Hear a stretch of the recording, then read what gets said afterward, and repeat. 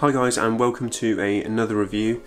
This is a comparison on two field monitors. They're both in the sort of £100 to £200 range, and on the left we have the Viltrox DC70 Mark II, and on the right we have the ironically named A7s by Lilliput. I've heard of Viltrox before. I've bought a few of their lights, and I'm really pleased with how the lights operate and how easy they are to use, hence why I decided to buy the Viltrox. And the Lilliput is actually quite a new product. I've not been able to find many YouTube reviews myself on it, but the reviews I could find, they did look quite promising. So both are 7-inch monitors and they both support 4K signal.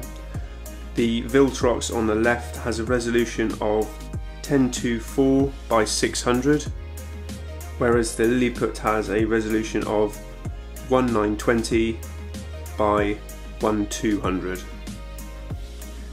Both monitors can loop, i.e. using several monitors via HDMI, and both the monitors have very similar functions. Both the cameras use Sony NPF batteries, so it's a very common battery to use, which is good. And the Viltrox comes in at £100 and the Lilliput is £150. So let's get into the boxes. Okay, so we'll start with the Viltrox. I'll just move the A7s out of the way. Take the little sleeve off. Packaging's actually quite solid. It's almost a bit like an Apple box. I wouldn't say it's going to be the same as an Apple experience unboxing, but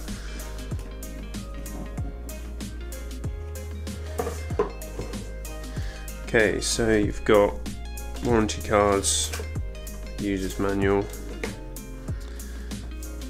it's the monitor itself,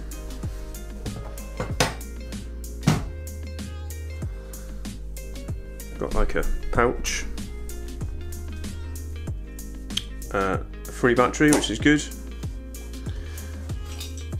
That looks like a mount, which looks a little bit cheap and nasty. It's completely made of plastic, not too sure on that.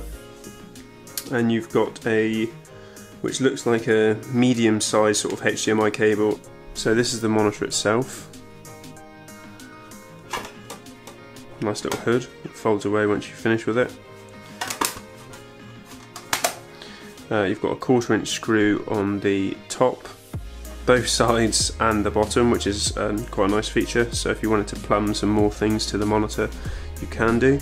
On the right side you've got an on and off button, 1/4 inch screw, a micro USB, which I'm assuming is for powering, and a menu wheel with a push button. On the other side you have a AV in and a headphones out. I'm not 100% sure why you would need the AV in, unless there is another signal that you wanted to put through the monitor itself. And then on the back you have HDMI in, HDMI out, and a DC in if you wanted to plug it in via the mains. And then obviously you've got your mount for the battery. Okay, moving on to the A7s. This is not by Sony.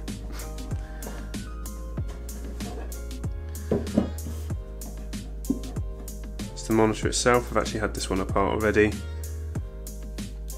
You've got a HDMI, which is a medium-sized HDMI or a mini-sized HDMI, user guide, Velcro hood, and a metal like a ball head for moving the monitor on top of the camera.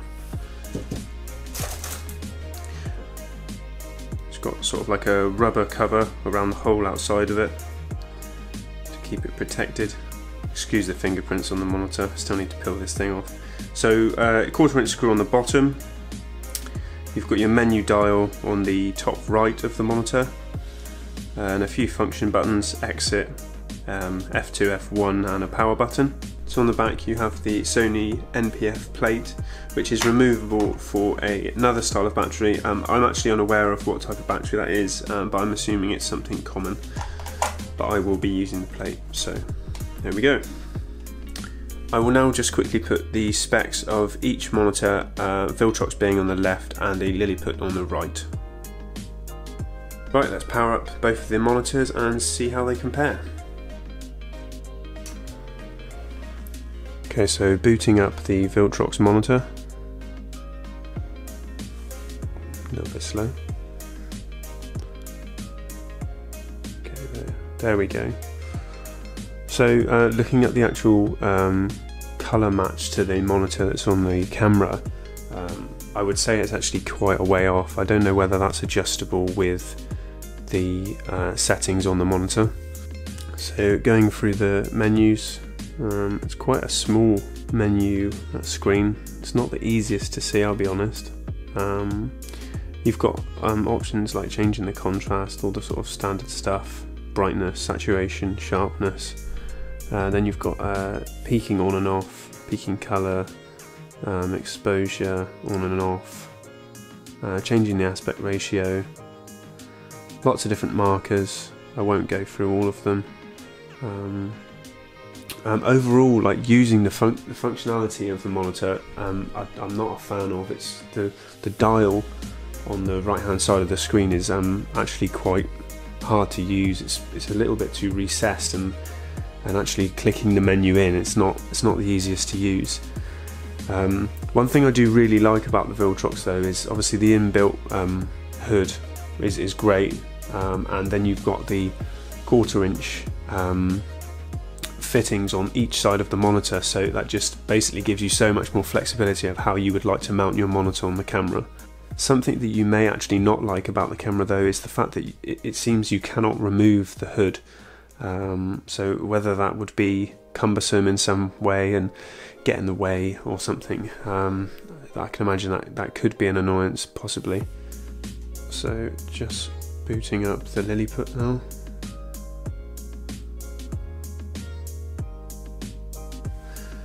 I don't know if it represents it on the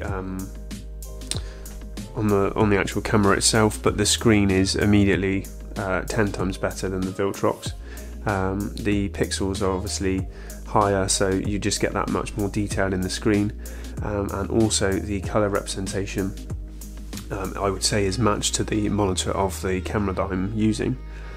So at the moment it's looking like the Lilliput is already the monitor to go for. If we just quickly look at the menu functions, got your brightness, contrast, saturation, safety markers, etc., aspect ratios, peaking colours, peaking level, all the same sort of stuff. Both of the monitors also come with speakers built in. Using the actual menu button on the Lilliput is a lot nicer than the Viltrox as well. It's positioned in a sort of more comfortable position on the top right of the monitor, and yeah, actually pressing the dial down as well just seems so much more nicer and easier to use than the Viltrox. So looking also on the display, you have a audio level check, which is also a really nice feature. It's nice and clear, a lot more clearer than it is actually on the Viltrox. So I think if we just come back and look at both of the monitors side by side, as you can see, the colour temperature on this one seems to look very cold, and the temperature on the camera, the temperature on the Lilliput just seems to be a lot more warmer, which is matched to the output of the camera. So changing the colour temperature on the Viltrox to its warmest temperature that you can get, which is 9,300 Kelvin, they still do not match. As you can see, it still looks cooler on the Viltrox than it is on the Lilliput. That in itself is quite a big problem, because it doesn't give you that image that will actually be produced. So I think coming to the conclusion that the Lilliput is the better monitor out of the two. Obviously you'll be paying less for the Viltrox, but I think that if you've got the 50 quid spare, spend it wisely and go for the Lilliput A7s. I'm just going to do one more final test, which is putting the cameras out in natural sunlight to see how they compare and which monitor is the brightest. So finally, just looking at both of the displays in direct sunlight, we are now using the hood on both of the cameras. The Lilliput is doing quite well in this light, and as you can see, the Viltrox just seems to be struggling. And this is actually with the sun hood removed, and then moving over to the Viltrox. So I think we've come to the conclusion that the Lilliput A7s is the best monitor to go for. If £150 is above your budget, the Viltrox is still a great monitor. So I hope you enjoyed the video. If anyone would like any more in-depth reviews on camera products or tech, there are more to come. If you have any particular requests, please leave a comment down below, and I'll see you in the next video.